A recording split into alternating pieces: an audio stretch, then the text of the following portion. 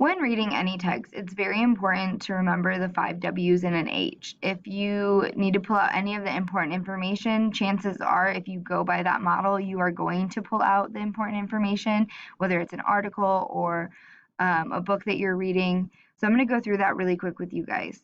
So the first one is who. So who specifically is this article about? So if we were, or the text is about. So look for the main character or main characters in the story.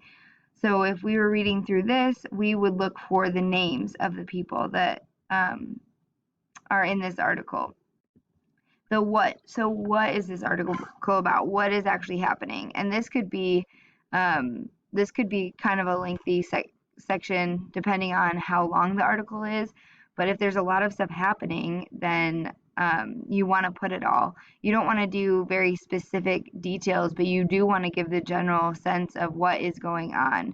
So in this article, talking about coronavirus and Black America, what is going on? Like, what are they talking about within this article? Where would be, where is this story set? So what place, town, city, building, etc. So as specific as you can be for the where as possible. Same thing with when. You want to be specific. So when is this taking place? And hopefully the article will go through and kind of tell you that. There's also the date that the article was written. So that might also give you a clue. The why. The why is basically why is this article in existence? Why did this author write about this topic? So what's the significance or the purpose of it? And then how is kind of tricky. Why and how are kind of tricky, actually, both of them. But how is, it depends on the article. So maybe for this article, it's how is Black America being affected by the coronavirus? It's just asking a deeper level question about the issue that you guys are talking about or about the topic that you're talking about. So that's the 5 W's and an H. Now, I will say if you are reading an article on Newsella or any article really, it is really important to take notes. So, or to actually annotate the text. So let's say you're reading through and you're like, oh, Savannah, Georgia. That's a place, right? So that could be where.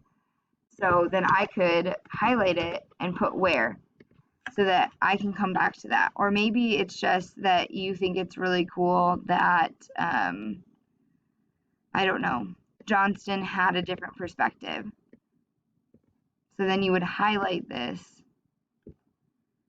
and then make a note, maybe like this is really important or something like that.